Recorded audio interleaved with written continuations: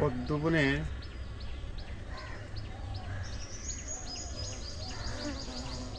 ভ্রমর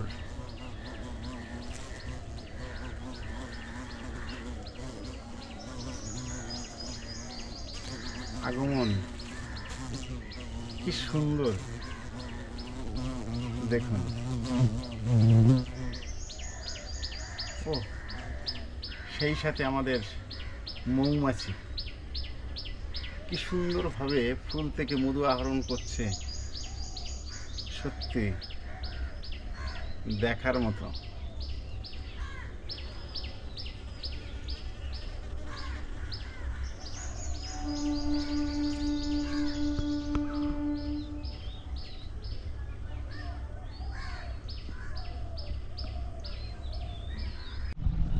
নমস্কার, আমি সঞ্জীব। আজকের পদ্ম নিয়ে একটু কথা বলি, কারণ পদ্ম চাষ আমরা ছাদ বাগানে এখন প্রায় বাড়িতে আমরা সবাই কিন্তু যারা ছাদ বাগান করছি তাদের ক্ষেত্রে কিন্তু আমরা পদ্ম চাষও করছি সাথে সাথে। কিন্তু অনেকের কাছ থেকে আমার কাছে যে ফোন এসছে বা রিপোর্ট এসছে বা মেসেজ করেছেন যে পদ্ম গাছের পদ্ম ফুল ঠিকমতো বড় হচ্ছে না, বা গাছের খাবার কিভাবে দেবো বা কিভাবে করলে আপনার মতো ওই রকম বড় বড় পদ্ম ফুল আমি পেতে পারি।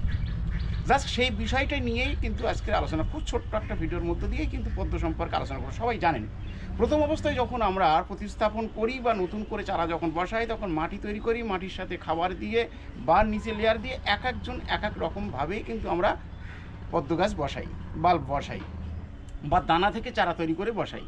যাই হোক, যেভাবেই বসাই না কেন, আজকের ক্ষেত্রে যে মাটিটা তৈরি করা হয়ে গেল, বসিয়ে দিলাম, তারপরে ফুল যখন একটা দুটো কুঁড়ি আসার পরে দেখা গেল যে পাতাগুলো শুকিয়ে যাচ্ছে এবং ফুল আর আসছে না। একটা কি দুটো বা তিনটে ফুল দিয়েছে, তারপরে আর দেখা যাচ্ছে না, সব পাতা পচে যাচ্ছে। কেন এরকমই হয় ঘটনাটা বুঝতে হবে যে যখন মাটিতে আমি খাবার দিয়েছিলাম সেই খাবারটা, পর্যাপ্ত খাবারটা সে কিন্তু গ্রহণ করেছে এবং পাতা, অজস্র পাতা এবং বড় ডাঁটা হয়ে একদম পরিপূর্ণ খাবারটাকে সে কিন্তু শুষে নিয়েছে। এইটা নেওয়ার ফলে কি হয়েছে, দুটো বা তিনটে বা চারটে ফুল কিন্তু দিয়েছে, তারপরে কিন্তু আর কিন্তু সে ফুল দিতে পারছে না। সব পাতাগুলো আস্তে আস্তে আস্তে আস্তে পচে যাচ্ছে, নষ্ট হয়ে যাচ্ছে, কুঁড়ি আর আসছে না। আপনার মনটা খারাপ হয়ে যাচ্ছে, একদম ঠিক তাই। কিন্তু এই রকম সুন্দর ফুল পেতে গেলে আপনাকে, বা এই রকম সুন্দর ঝকঝকে পাতা পেতে গেলে, দেখুন পাতার চেহারাগুলো দেখুন, কোথায় আছে? আমার ছাদ বাগানে আছে, আমার ছাদের টবে আছে, না এটা জলে আছে, পুকুরে আছে পদ্ম? নিশ্চয়ই এটা কোনো পুকুরে নয়, এটা কিন্তু আমার ছাদ বাগানেই। নিশ্চয়ই দেখতে পাচ্ছেন যে পদ্মের কি বাহার। তো এই পদ্মের বাহার, এই রকম ফুল ফুটতে গেলে প্রথম অবস্থায় আমার যে খাবার দিয়েছিলাম ঠিক খাবারগুলো দেওয়ার পরে ফুল ফুটলো, 10 থেকে 15টা ফুল পেয়েছি, পুজো দিয়েছি এবং দেখিয়েছি। এবং তারপরে কি করলাম, এই যে এই পাতাগুলো, এই পুরনো পাতাগুলো, এই ডাঁটিগুলো সব কিন্তু সব পরিষ্কার করে দিলাম। পরিষ্কার করে দেওয়ার পর, নিচের থেকে পরিষ্কার করে দেওয়ার পরে এইবার তাকে খাবার প্রয়োগ করলাম।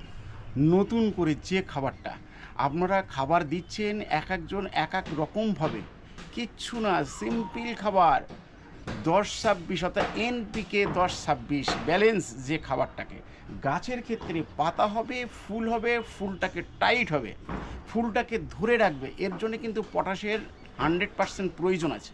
তাহলে এই পটাশের প্রয়োজন থাকবে, সোর্স আছে, এমন খাবার কিন্তু আমাকে সংযোগ করতে হবে। এবং অনেকেই আমার সাথে বলেছেন ওপর থেকে খাবারটাকে ছড়িয়ে দিয়েছেন, গামলার উপরে জলটা দিয়েছেন। এইবার উপর থেকে দিলে কি হয়, জলটা কিন্তু কালো হয়ে যাবে, পচে যাবে, খাবারটাকে নিচে পর্যন্ত পৌঁছাবে না। তাই আমাদের কি করতে হবে, খাবার দেওয়ার কিন্তু কিছু পদ্ধতি আমাদের অ্যাপ্লাই করতে হবে। এই ছোট্ট পদ্ধতিটা কি না, ধরুন আমি যে খাবারটাকে প্রয়োগ করেছি, যার ফলে দেখুন এত সুন্দর পাতা, এখন মনে হচ্ছে এই পদ্মের পাতায় ভাত খাই। অবশ্যই খাবো পদ্মের পাতা, এইরকম পদ্মের পাতায় যদি ভাত না খেতে পারি তাহলে খাবো কোথায়? এবং শুধু তাই না, পদ্মের পাতার যারা ভোজন রসিক একটু বলে দিই, এই ছোট কচি পদ্মের পাতায় পাতুড়ি খেতে কিন্তু সুন্দর লাগে। কিন্তু তাহলে এই পদ্মের পাতায় কিন্তু পাতুড়িও কিন্তু বাড়িতে একবার ট্রাই করে দেখতে পারেন। যাই হোক, যেটা আসল কথায় আসি, সেটা হচ্ছে খাবারটাকে দিতে হবে। খাবারটা হচ্ছে আপনার এনপিকে 10-26 ব্যালেন্স, তার সাথে মাইক্রোনিউট্রিয়েন্টস, জিআর দানা। এখন আমরা জিআর দানা সম্পর্কে সবাই কম বেশি করে আমরা বুঝি, গাছের মাটিতে আমরা দিয়ে থাকি এই জিআর দানা আর 10-26। ধরুন একটা টবের ক্ষেত্রে, একটা গামলার ক্ষেত্রে কতটা পরিমাণে দেবেন? একটা গামলার ক্ষেত্রে 3টে পুঁটলি তৈরি করুন কাগজের, অর্থাৎ 1 চামচ 10-26, 1 চামচ জিআর দানা, এই রকম করে 3টে পুঁটলি বানান, কারণ কাগজের মোড়ক তৈরি করে নিন। কাগজের মোড়কটাকে তৈরি করে নিয়ে একদম হাত দিয়ে নিচে যেখানে শিকড় ঘুরছে সেই শিকড়ের মধ্যে সেখানে পাঞ্চ করে দিন, বসিয়ে দিন। আর কিচ্ছু নেই, সিম্পল কাজ। এটা দেওয়ার 1 সপ্তাহ পরে দেখবেন যে পাতার একদম সম্পূর্ণ পরিবর্তন হয়ে গেছে, নতুন পাতা এবং নতুন করে ফুল কিন্তু আসতে শুরু করে দিয়েছে। এই রকম সুন্দর কুঁড়ি, দেখুন ফুলগুলো দেখুন কি সুন্দর টাইট হয়ে রয়েছে, একদম পুরো এত বড় ফুল ফুটেছে, কিন্তু এখনও ফুটবে না। এই রকম ফুলটাকে ফুটে যাবে এবং এছাড়াও কিন্তু আরও সুন্দর ফুল ফুটবে, সেটা কিন্তু দেখতে পাবেন। এবং সকালবেলায় এসে যখন মৌমাছি ভ্রমর ঘুরঘুর করে তখন কিন্তু মনটা কেমন লাগে একবার অনুভব করুন তো। যদি আপনার ছাদ বাগানে এইরকম সর্ব গাছের মধ্য থেকেও যদি পদ্ম বাগানে ভ্রমর এসে গুনগুন করতে থাকে, তখন কত রকমের গান কিন্তু আপনার মনের মধ্যে উদয় হবে, নিশ্চয়ই আপনি কল্পনা করতে পারছেন। ঠিক তাই তো, এই রকম পদ্ম গাছ তৈরি করতে গেলে আপনাকে এই ছোট্ট টিপসের মাধ্যম দিয়ে জাস্ট জানিয়ে দিলাম, আর কিচ্ছু নেই। প্রথম অবস্থায় গাছ লাগিয়েছেন, খাবার দিয়েছেন, সব শেষ হয়ে গেছে, ফুল শেষ হয়ে গেছে, গাছ পচে যাচ্ছে, মরে যাচ্ছে। হ্যাঁ, একটা জিনিস থাকে, খেয়াল রাখতে হবে, গাছে কিন্তু একটা লেদা পোকা লাগে, যেটা কচি পাতা খাওয়ার জন্যে তারা কিন্তু সুযোগ পেলেই এই ছোট্ট কচি পাতাগুলোকে তারা কিন্তু খেয়ে ফেলে। সেদিকে একটু খেয়াল রেখে হাত দিয়ে মেরে ফেলে দিলে হলো, স্প্রে করার দরকার নেই। জলে অনেক সময় হয়তো ছোটো ছোটো মলি মাছ থাকে বা আপনার অন্য মাছ দেন মশার আক্রমণ থেকে রক্ষা করার জন্যে, সে মাছগুলো হয়তো নষ্ট হয়ে যেতে পারে। কোনো স্প্রে করার দরকার নেই। যখনই পোকা লাগছে একটা দুটো করে লেদা পোকা বা পাতা চোষক পোকা, সেগুলোকে মেরে দিলে আপনার কিন্তু আর কিছু বিশেষ কিন্তু পদ্ম গাছের আর তদবির করার প্রয়োজন নেই। জাস্ট এইভাবে পদ্ম গাছ বাড়িতে লাগান এবং সুন্দরভাবে পদ্মের উপভোগ করুন।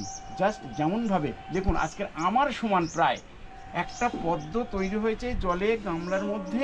হ্যাঁ, আমার জলাশয়টা একটু বড় বলতে পারেন, তো যাই হোক গামলার মধ্যেই কিন্তু আছে। একটা পদ্ম কিন্তু লম্বা হয়ে গেছে আমার সমান, তা ঠিক মনে হচ্ছে যেন ঠিক পুকুরেই যেন পদ্ম গাছ লাগানো হয়েছে, একদম ঠিক তাই। দেখুন এর মধ্যে কিন্তু আরেকটা গাছ রয়েছে অ্যামাজন শোট। এই অ্যামাজন শোটের একটা ভিডিও আমি করেছিলাম, আপনারা দেখেছিলেন।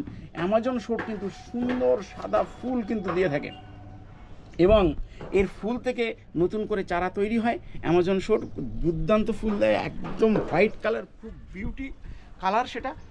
এই ফুলগুলো কিন্তু লাগাতে পারেন, যারা অ্যামাজন শোটের প্রয়োজন মনে করেন কালেকশান করতে পারেন, আমার কাছে চারা আছে সেটাও নিতে পারেন। এবং পদ্মের এই ধরনের পদ্মের বাল্ব যদি কারো দরকার হয়, সময় মতো যখন গাছ লাগানো হয় কালেকশন করে নিতে পারেন, কোনো অসুবিধা কিছু নেই। এবং দানা, এবার আমি দানা রাখবো, দানাগুলোও যদি কালেকশন করার প্রয়োজন হয় দানাগুলোও কিন্তু কালেকশন করতে পারেন। যাই হোক, আর বিশেষ কিছু নাই। ভালোভাবে পদ্মকে তদবির করুন, পদ্ম গাছকে তদবির করুন এবং উপভোগ করুন পদ্ম ফুল। এবং যে বাড়িতে পদ্ম ফুল থাকে মা লক্ষ্মী কিন্তু সেই ঘরেই কিন্তু বিরাজ করে, এটা কিন্তু বাস্তুশাস্ত্রে কিন্তু বলছে। তাই আমরা কিন্তু পদ্ম গাছ অবশ্যই কিন্তু লাগাবো এবং তাকে কিন্তু ট্রিটমেন্ট করব সুন্দরভাবে। ভালো থাকুন, সুস্থ থাকুন, পরবর্তী ভিডিওর জন্য অপেক্ষা করুন।